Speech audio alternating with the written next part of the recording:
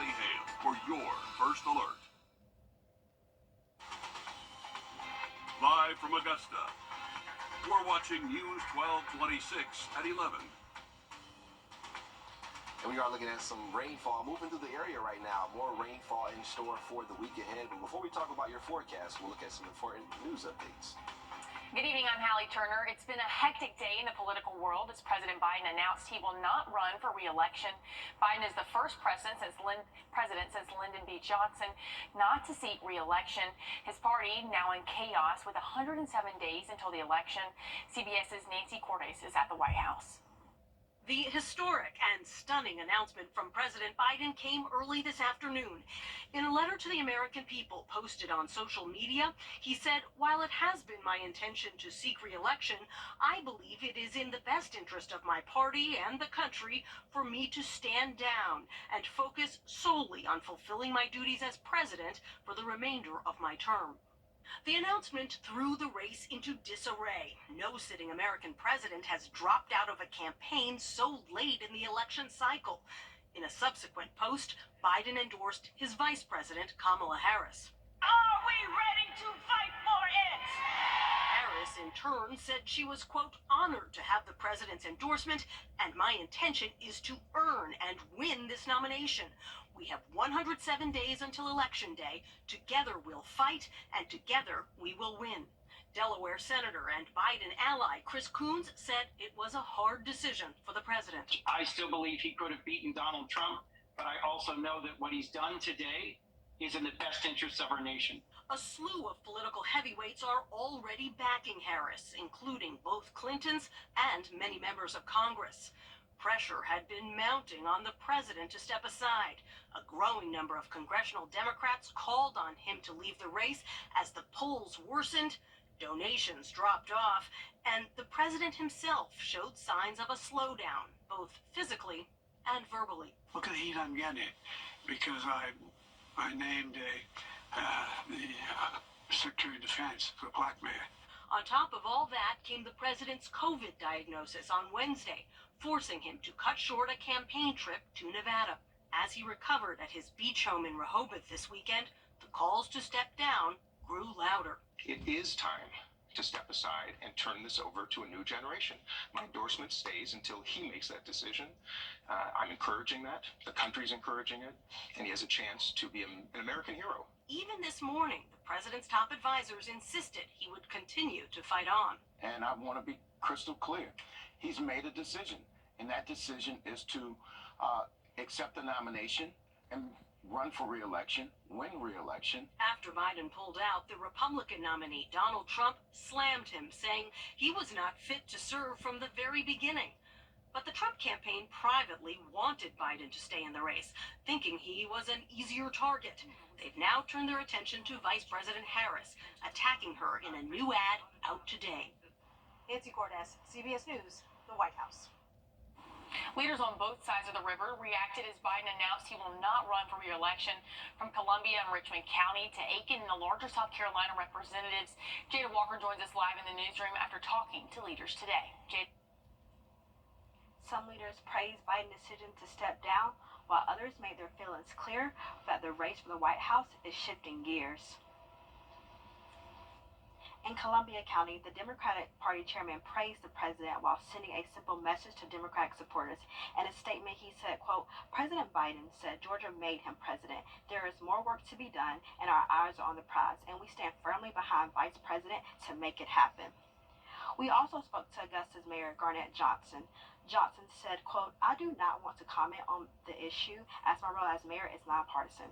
Richmond County Democratic Chair and Augusta Commissioner Jordan Johnson said he is waiting to be cleared before he speaks. On the Georgia side, it is especially important because Georgia is expected to play a huge role in this year's election. John Ossoff, Georgia Senator, thanked President Biden and endorsed Vice President Harris in a statement saying, quote, Kamala Harris is prepared, ready to win, and has my full support. Meanwhile, Republicans continue to rally around Trump and J.D. Vance. U.S. Congressman Rick Allen, Augusta representative, said, quote, Joe Biden knew he would be fired in November and finally accepted that the American people are fed up with his radical policies and glaring weakness on the world stage. He finished his statement by endorsing Trump. And Tim Scott, South Carolina senator, called Democrats a threat to democracy. He said that, quote, the left will stop at nothing with their... Oh, yeah, that can... We're having some technical difficulties. Well, South Carolina Democratic Congressman Jim Clyburn echoed Biden's support for Vice President Harris and praised the president for his work. And the South Carolina DNC delegation is endorsing Vice President Harris following Biden's dropping out. The organization says it met virtually to vote on the endorsement. In the aftermath of President Biden's historic decision to drop out of the race, voters are dealing with the fallout. Here's CBS's Jim Axelrod. In the summer of surprises, this was another weekend of bold-faced headlines to be digested by voters, like Richard Freeman in Ohio, a Democrat. I think it's a good decision. I think he didn't have a chance against Trump. Too many people were concerned about his age, which I was too. This retired bar owner in Michigan had wanted to see the president drop out ever since the debate. Yes. After seeing him, how bad he's been failing health-wise, I think it's a good thing that he did drop out. The latest CBS poll of registered voters overwhelmingly showed most Americans did not think Mr. Biden has the mental and cognitive health to serve as president. Well, I can't say that I'm too fully surprised, but I mean, I honestly didn't think that was going to happen, but you know, just hearing it now, it makes sense. From coast to coast, from suburban New York City. I'm disappointed because I felt like he was pushed out, and I really felt like the Democrats should have stood behind him. To Democrats in Philadelphia. I think it's a good decision. I think they'll be better suited by some new blood that would come to the Democratic Party. To Republicans sweating it out in Phoenix, there were a lot of feelings about Joe Biden ending his campaign, but not a lot of surprise. I just didn't feel like he was mentally capable to run this race. And also, I mean, yes, I am Republican, but I also felt like it was also to a disadvantage for him and his party to also stay running. It's an old rule of politics that Americans don't really start focusing on the presidential elections until Labor Day, but not this cycle. After the last 2 weekends, voters have every reason to wonder what the next one can bring. The Democratic National Convention begins August 19th. Now, closer to home with weather, it's still looking pretty green on the First Alert radar this evening, Mikkel. That's right, Hallie. We're actually tracking some rainfall. Every time you visit Parker's Kitchen, your support makes a difference, impacting education for kids of all ages. And none of this happens without you. It was like a scene from Back to the Future after the massive tech outage disrupted life for millions worldwide. Many companies turning to old school solutions to deal with the new tech problems. Here's CBS's Elizabeth Palmer. The biggest tech meltdown in history looked like this. The blue screen of death glowed everywhere, from Disneyland Europe to Australian mall checkouts to the British health system. Unfortunately, due to the global IT issues, we're going to have to cancel your appointment. We've not been able to prescribe medications in the normal electronic way. We've not been able to make referrals. Dr. Triska did manage the old-fashioned way. But when some airlines tried that, they found paper boarding passes were no match for crowds like these. There was frustration from Mexico to Malaysia to Stansted near London. I've never seen an airport like it. No one has seen anything like this. No graphics behind me, but I'll try to explain. In the UK, the BBC weatherwoman had a forecast, but no maps. And Sky News had no pictures at all. All this should be a wake-up call for a world that depends on vulnerable technology. But is there a simple way to disaster-proof our computer networks? It's not something governments can fix quickly, easily, or cheaply. And it requires a major dialogue with the tech industry. It requires looking strategically at how tech evolves, because you're not going to rip this all out and start again. As millions of blue screens come back to life, it's tempting to think this meltdown was a one-off. Don't get your hopes up. So we're going to have to get used to stuff like this happening for quite a while to come. Elizabeth Palmer, CBS News, London. Now, FlightAware's misery map is telling a rough story this evening with all the red in the country, and it's the data where it's showing more than 9,000 delays and over 1,700 cancellations within the United States today. Well, thank you for that, Hallie. In case you were wondering, the tropics quiet as a mouse. We'll talk about our unsettled weather pattern here back at home coming up next.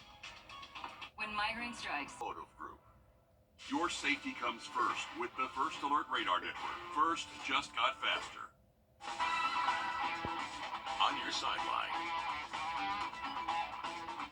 North Augusta's Riverview Park will be a little less busy starting this week. Peach Jam has officially come to a close. Nike gave us the best in play, especially in the finale. The Oakland Soldiers and Knight Riders Elite met on the hardwood to dish it out in front of a packed house.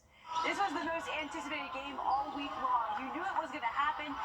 That's what everyone was here for. From the young kids following AJ Devanza and Tyron Stokes on TikTok to the NCAA coaches scooping out the talent of the Boozer twins and the former NBA players who were once in their shoes. All eyes didn't leave the court as the Knight Riders defeated the Soldiers 71-62. Devanza tallied 25.6 rebounds, Stokes 22.9 boards, and the Boozer twins doubled up for 27 points. 2 months after winning his first major, Xander Schauffele is a major champion again, winning the 152nd Open Championship.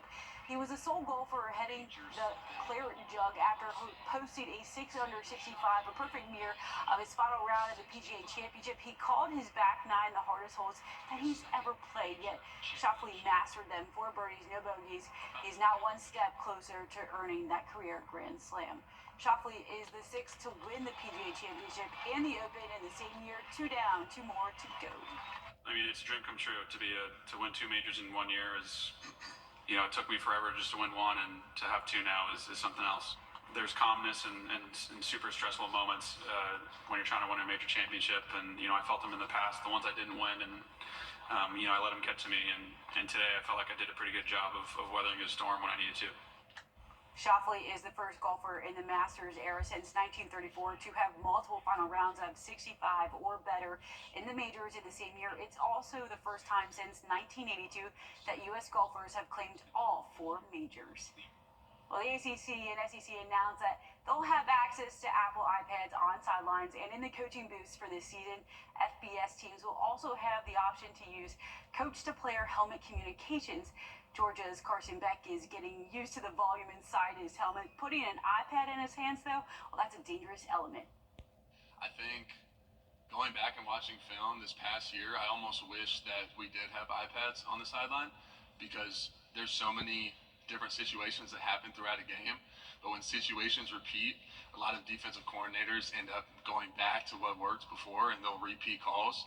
So, being able to see those things and maybe even having like a little, I guess you have like 1 step, or it feels like you might have 1 step on a defensive coordinator. If you see the look before, if something doesn't go right, they might go back to it, which happened a lot in our games this past year. Or, well, if you can solve that like a Rubik's Cube, we're all in trouble. Now the news you really don't want to hear. Only 3 games into the second half of the season, Ozzy Albies is on his way to the injured list after leaving with a left wrist injury. The team later announced that confirmed it was a fracture. He is expected to miss around 8 weeks. Just another loss for the Braves. Mika. Definitely don't want to hear that. Not any good news right there. But Alyssa, thank you for those sports updates. Didn't see much rainfall today in Augusta or Aiken. It's currently raining now, though. So we'll talk about that and the forecast ahead. But before we let you go, I want to send things over to Studio B to Neil and Chase. Well, thanks so much, Mikkel. And Chase, if folks have been hurt on the job, we invite them to give us a holler tonight. Yeah, we got one of the best in town here to give you some legal advice in case you're injured on the job. So stay tuned. The number 844-706-1212. We'll be back in just a few minutes.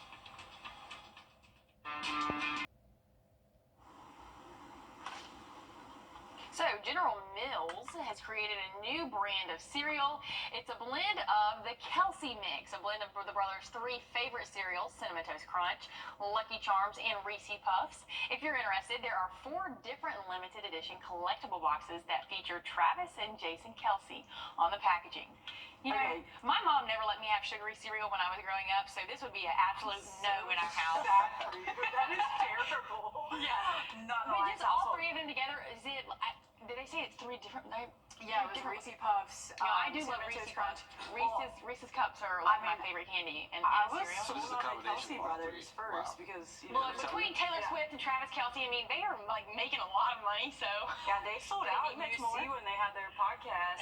They're live not so long ago. So which one would you eat, Mikkel? I don't know. That's tough. That's a lie. You know which one. Cinnamon Toast Crunch? Yeah, probably. Okay. Wait, oh, they're not all together? Like No, I think they're 3 separate boxes. I thought it was all in one too. I'm confused. I don't know. We'll have to find out. But my mom would say no. So how about you guys ask your mom? But anyway, thanks for joining us. Don't stick around. More Law Call is on your way. Have a great night.